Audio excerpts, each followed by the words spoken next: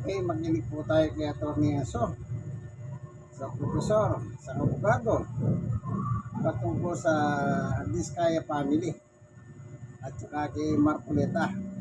Ano po, si Marcoleta po nung araw sa Kongreso, gusto niyo pakulong si Atty. Enzo pero di umubre. Wala sa kakapi. Sige, pakinggan na lang natin si Atty. Enzo. Cagayan Valley. O ito mga kabunyog. Hmm? Ah, si si Corley Vizcaya inaresto nung Monday. Inaresto nung Monday kahapon. Ah, mga kabunyog dinala na siya sa Malolos Regional Trial Court. Malolos, Bulacan. Sa loob kasi ng siyang na buwan, nakakulong siya doon sa detention facility ng Senado. Kasi nung nakulong siya sa Senado, dahil yun sa sinight siya in contempt, wala pa naman siyang kaso tungkol sa flood control. Ang mayroon ng kaso tungkol sa mga corruption sa flood control, yung kanyang asawa. December pa yata na aresto yung asawa niya. Si Sara Vizcaya. Nakulong yung kanyang asawa doon sa Cebu, sa Mactan. Pero yung kaso ng kanyang asawa na si Sara Vizcaya, dahil yan doon sa Ghost Project sa Davao Occidental. Kaya lang siyempre malayo yung Davao Occidental, sa pinakamalapit na lang na kulungan at doon sa Cebu dinala. Pero itong si Corley Vizcaya, wala pang kaso ito nitong nakaraang mga buwan. Nakakulong siya sa Senate dahil sa kanyang dahil sinight siya in contempt. Pero kahapon, ano na siya? Inaresto na siya ng mga pulis ng PNP-CIDG, dinala na siya sa Malolos Regional Trial Court dahil may sinampa na sa kanyang kaso, malversation. Yung malversation na kaso niya, mga kabunyog, no bail yun. Bakit naging no bail ang malversation? Ang malversation po, kapag ang amount na involved ay malaki, yung threshold ng amount malaki, rin po yan, non-bailable din yan. So kahapon, kinuha na ng mga PNP-CIDG itong si Corley Vizcaya, dinala na sa Malolos Regional Trial Court. At na siya, sinailalim na siya sa standard procedure ng MAGSHA. Pinadamit na siya nung yung orange na damit ng PDL. Ngayon, mayroong statement si Corley Vizcaya, medyo madrama yung niya, mahinanakit. Medyo mahinanakit, kabun yung kakatapado. Ito yung sabi niya, open quote, mga politikong manggagamit, ginamit at pinabayaan nila ako. Ipinakulong ako dito sa Senado para mabusalan ng bibig ko. Ngayon wala na ako sa Senado. Marami na akong papangalanang politiko. Damay-damay na lahat. Yan yung unang paragraph ng statement niya. Mga politiko daw na manggagamit, yun ang eksaktong gamit niya. Mga politikong manggagamit, ginamit at pinabayaan nila ako. Unang-una, sino ba ang manggagamit sa kanya? Sino ba yung gumamit sa kanya at pinabayaan siya? Kapag naiisip ko yung posibleng gumamit sa kanya at pinabayaan siya, naiisip ko si Marcoleta eh. Kasi, sino ba ang gumamit sa kanya? Di ba si Marcoleta? Sino ang nagpabaya sa kanya? Si Marcoleta, di ba? Sa tingin niya lang sa tingin niya. Kasi inaasahan niya siguro, ang inaasahan niya hindi siya makakasuhan, ang inaasahan niya malalagay siya sa state witness, protection program. Kumbaga yung ini-enjoy ngayon ng mga pribilehiyo nila retired, nila dating DPWH Yusek Bernardo, saka si Alcantara, di ba? Sila Alcantara hindi nakasuhan, na-drop yung mga kaso sa kanila, pagkatapos state witness na sila. Yun din ang gusto sana ng mag-asawang Vizcaya, ni Sara Vizcaya sa ni Corley. Nagbigay daw sila ng mga pangalan, ng sinasabi nilang mga sangkot sa anomalya. Katapos ang inaasahan nila ay ilalagay din sila sa state witness at pagkatapos ay hindi rin sila makakasuhan. Idadrop yung cases sa kanila. Sino ba ang nag-promise sa kanya na mag-cooperate lang siya, ah, ano siya, hindi na siya ilalagay sa kakasuhan at gagawin siyang witness? Ay, ang nangako ng ganun sa kanya si Marcoleta eh. Di ba? Si Marcoleta. Sa katunayan, ang nag-o-oppose ng paglagay sa kanya sa state witness, ang Si Rodante Marcoleta, member ng Iglesia ni Cristo, andun siya ron. Ni Yumao Felix Manalo Isago na apelido talaga ni Felix, na antikristo sila at ang ni Satanas. nag-o-oppose ay sila Lacson. Nung ang chairperson pa o chairman ng Senate Blue Ribbon Committee ay si Marcoleta, kasi ang chairman ng Blue Ribbon noon si Marcoleta eh. Nung unang hearing noon, present si itong mag-asawang Vizcaya. Tapos may mga pinangalanan na kongresista, walang pinangalanan na senador noon. Walang pinangalanan na senador. Kung ngayon, ang problema noon, matapos i-present si Vizcaya at yung mag-asawang Vizcaya, nagkaroon ng change sa leadership ng Senado.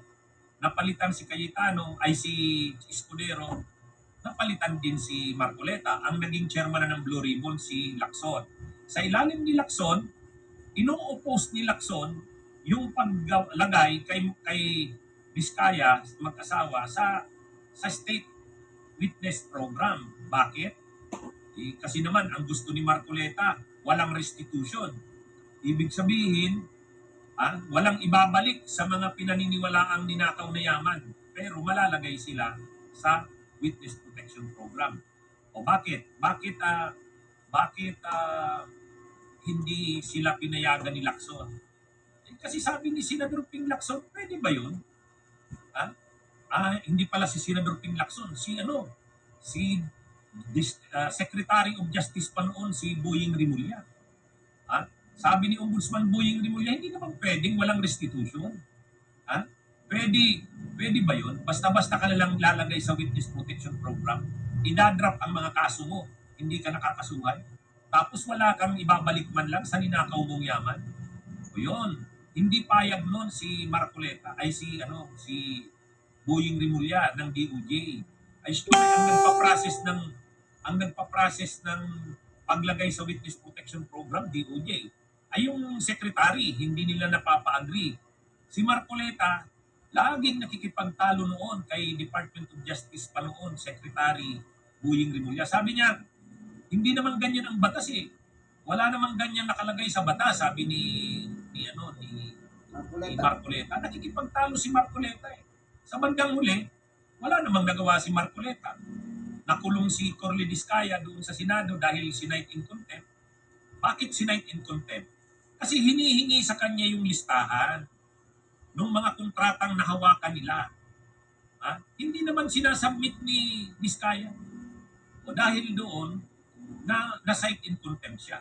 Kasi sabi niya, mayroon silang journal, mayroon silang mga records ng mga kontratang nakuha nila sa gobyerno.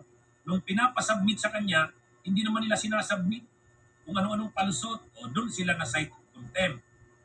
Pero kahit na-cite in contempt silang mag-asawa, si Sara Vizcaya nakasuhan na doon sa ghost project sa Davao Occidental. Kaya yung asawa niyang si Sara, unang naaresto yan noong December 2025. Pero itong si Corly, wala pang kaso. Pero nakakulong siya kasi hindi nililift nung Blue Ribbon yung pag-cite sa kanya in contempt, hindi nililift. Mayroon sana siyang pag-asa siguro uli na malift yung kanyang pag-cite in contempt ngayon na sila Marcoleta na sa kasi Cayetano ang may hawak. Kaya lang napalitan na naman ni Gatchalian at saka ni Tulfo. So wala na. Parang ang nangyari din kay Corly Vizcaya, napasama. Pero gumulong na rin yung kaso sa Malolos Regional Trial Court. Na isampa na ng Ombudsman, na isampa na rin ng DPWH. Pagkatapos naglabas na ng warrant of arrest yung judge ng Malolos Regional Trial Court sa kasong malversation. Yun ang kaso ngayon ni Corly Vizcaya. Kaya inaresto na siya ng mga PNP-CIDG tapos dinala na siya sa Malolos. Pagdating niya doon sa Malolos, kinunan siya ng mugshot, No bail yun. Kaya wag po kayong mag-alala. Kahit sabihin natin hindi plunder yung kaso niya doon, pero malversation yun. At dahil malaking amount, no bail pa rin. Hmm? Ngayon, sabi ni Corle Vizcaya dito sa statement niya, mga politikong manggagamit, ginamit at pinabayaan nila ako. O, sino gumamit sa kanya? Ginamit ba siya nila Lacson? Hindi siya ginamit nila Lacson. Wala. Sino ba? Pangalanan niya. Sino manggagamit na politiko sa kanya? Walang politikong nanggamit sa kanya. Sa katunayan, ang hinihintay ni Senador Ping Lacson noon, mag-cooperate na siya.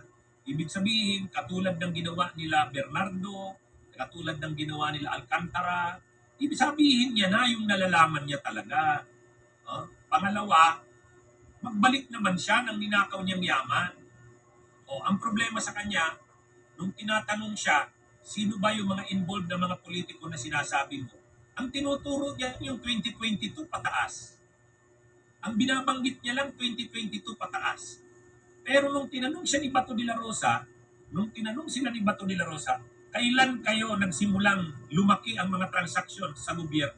Sabi niya 2016. O sinong presidente noong 2016? O di si Duterte. Pinaulit pa ni Bato kasi mali, sabi ni Bato. Ulitin mo nga, sigurado ka ba 2016? Sabi niya, opo, 2016. Inaamin niya na mula 2016, doon nagsimulang lumaki ang kanilang mga transactions.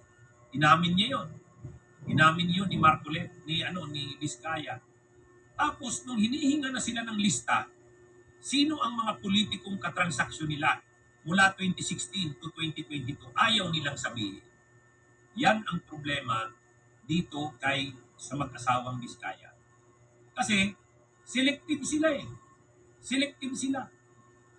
Ang tinuturo lang nila 2022 pataas. Ibig sabihin, panahon na yan ng Marcos. Pero yung 2016 to 2022, ayaw nilang mag-mention. Diba? Ayaw nilang mag-mention. Siguro, yun ang tinuturo sa kanila ni Marcoleta.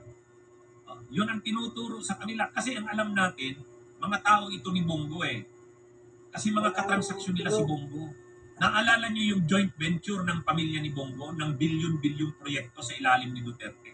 Sila yon. Pamilya silang mga Vizcaya ang ka-joint venture ng magulang ni Bongo. Kaya, Iba sa naman totoo to si lang, Samir. talagang panahon ni Duterte, doon sila nagsimulang lumaki ang kanilang mga negosyo. Doon sila. Nung panahon ni Marcos, nagpatuloy pa rin sila kasi malakas na sila sa loob ng DPWH. Pero nagsimula talaga silang lumakas panahon ni Duterte. Inamin nila yan. Kaya lang, nung tinatanong na sila, sino-sino bang mga politiko mula 2016 ang nakatransaksyon nyo? Ayaw naman nilang sabihin. Yun ang problema doon.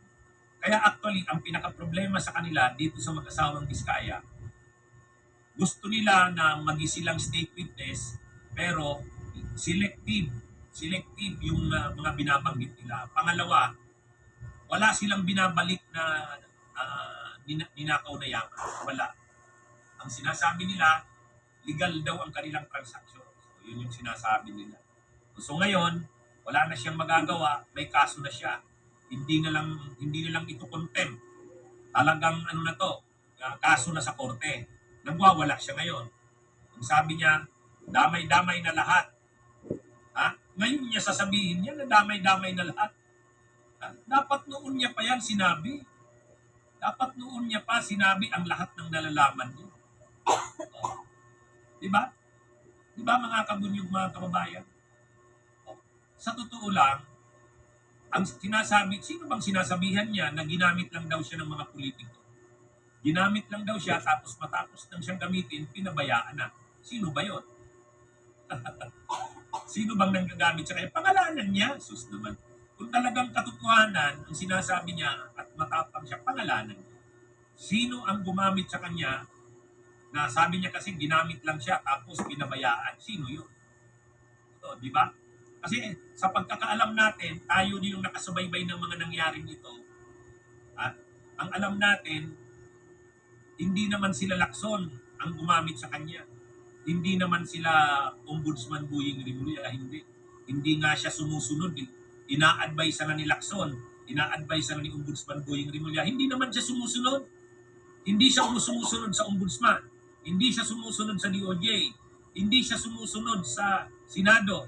Sumusunod siya kay Marcoleta. O, di ba mga kabunyog, mga kababayan? Kay Marcoleta siya sumusunod.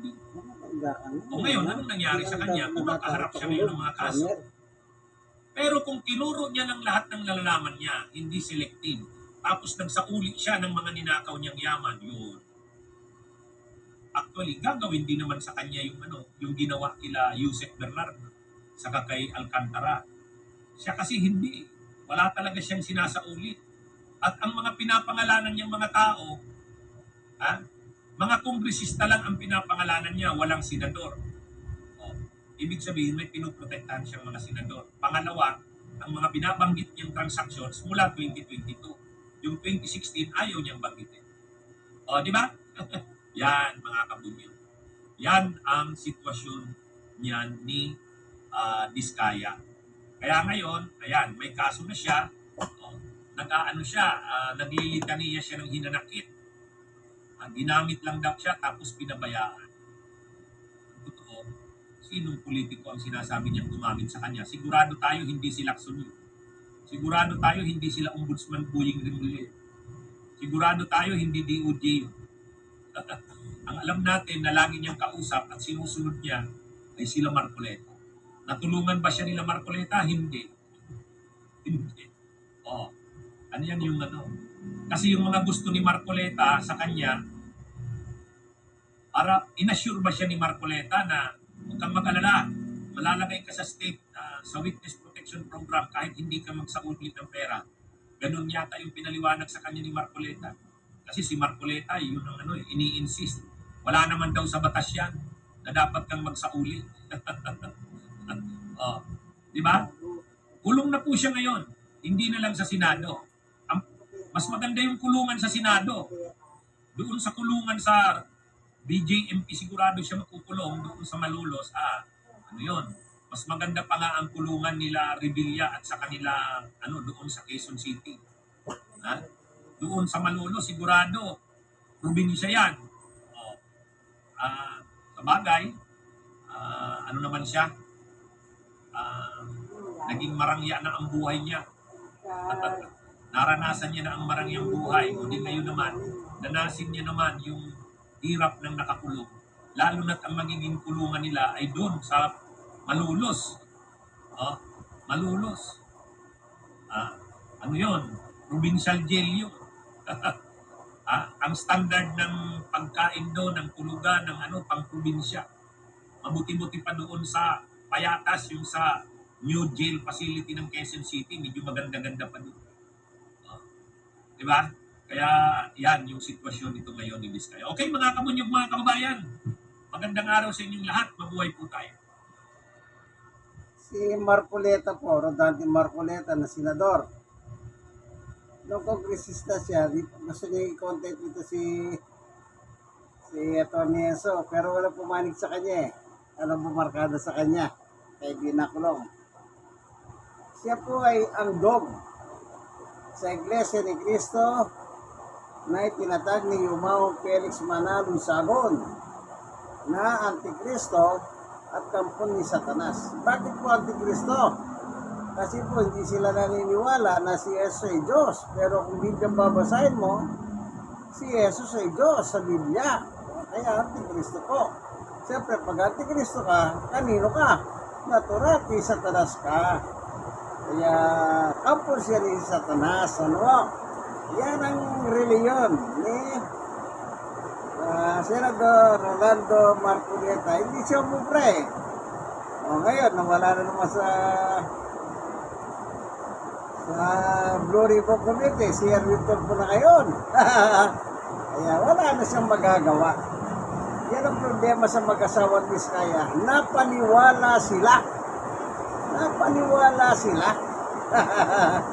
Tinangakuan na magiging state witness sila. Napanood ko Pero walang nangyaring state witness sa dalawang mag-asawang ito. Naawa ko sa kanila. Kasi meron silang gifted child. Naawa po ako sa kanila. hanggang dito na lamang. Lagi po kayong manalangin, mahilig pong panahon, mahihit ang panahon sa Senado. Inyong kaibigan kay Jesus, Brother Manny Bautista. God bless us all. Bye-bye!